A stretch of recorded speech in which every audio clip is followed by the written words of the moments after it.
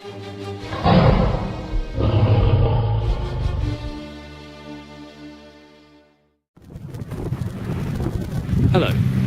my name is Dr. Matthew Edwards. And my name is Jason Coventry. In the interests of Antarctic medical education, we are now going to demonstrate how to put a plaster onto a forearm in as close to Antarctic conditions as we can get. We are currently on Rothera Research Station, and we have set up in the yard a pyramid tent as it would be in the field. We want to demonstrate how a medical assistant would go about this process, and we have a willing volunteer, Niv. Hi. Who will demonstrate this for us. In this scenario, Dr. Jason Coventry has been unfortunate enough to fracture his forearm. They're both now inside the tent. Let's see how they're getting on.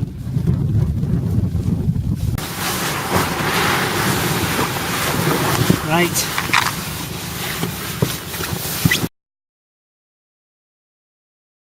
Well, if you get yourself set up there, lean against that. Okay. And make yourself as comfortable as you can. Yep. Do you want to get that helmet off? Yeah, okay. What have you got for me? We have some Codamol, might be a good start. Okay. And if not, then we can move on to some Tramadol. Yeah. Please do not be dismayed by how small the space that you'll be working seems. It is actually, in fact, smaller.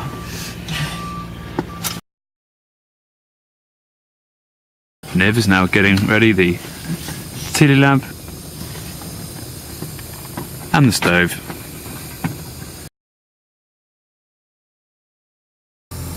Now, as you do all this, of course, do be careful about carbon monoxide and have your carbon monoxide alarm switched on.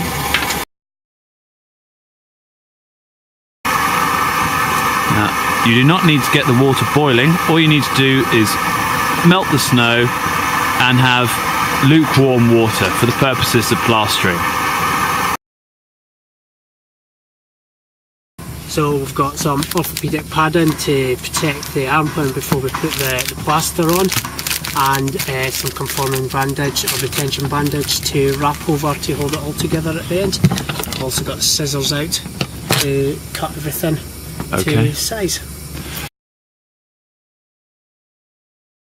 And then also in the box we have our Curafid manual to take you through exactly how to do it in the field. And some gloves. And some gloves. We have not set up the radio, but of course if you needed to radio back to base to get advice from the doctor, that would be here as well. Gently onto the there. Okay. Okay, Yeah. are you comfortable there? Yeah, I'm okay with that. I can lean on with her arm. Right. Okay. Oh, take the glove off Yeah. easily. Thank you. Right. And this. Yeah, it's right there that's painful. I think it's starting to go red already. Right. Now we can either cut this off or we can try and take it off over the top. Yeah. Yeah, I think Paul in stores is going to want us to take it off, Niv. Cool. Right. Just let me know if this is Yeah, as I can. I can help.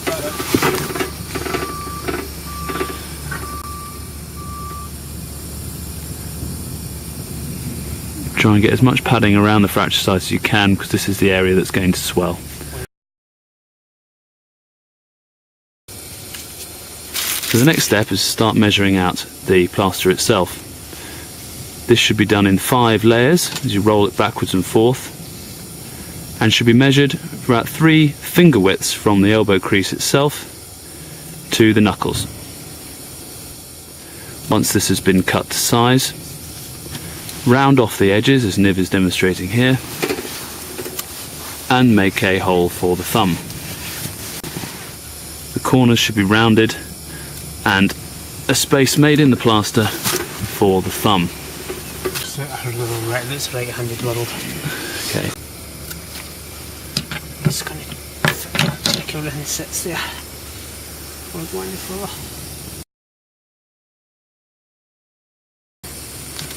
So just check the temperature of your water.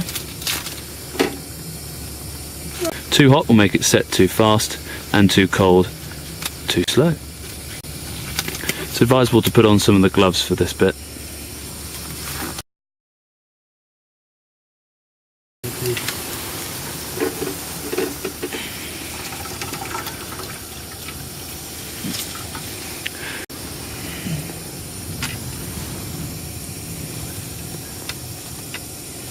Wring off the excess and then start smoothing it onto the arm.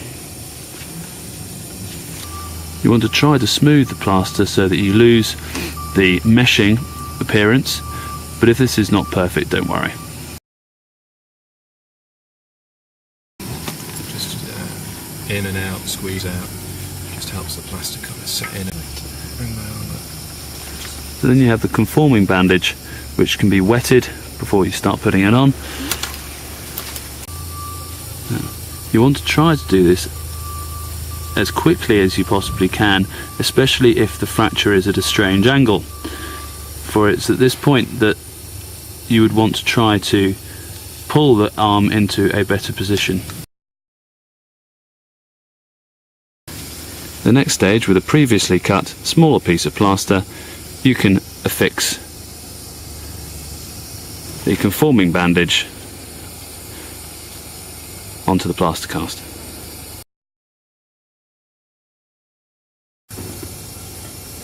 It would be at this stage that you would try to manipulate the broken limb into a better anatomical position. So by applying traction, as shown, and bringing the fingers outwards and the wrist down. So how does your arm feel now, Jason? Much more secure, much more comfortable. Plaster's not digging in, I'm able to bend my elbows still to put it into a sling and not get the plaster catching my skin. So yeah. Yeah, it's quite difficult, but not too bad. Under the circumstances, I guess, I thought it was going to be a bit harder.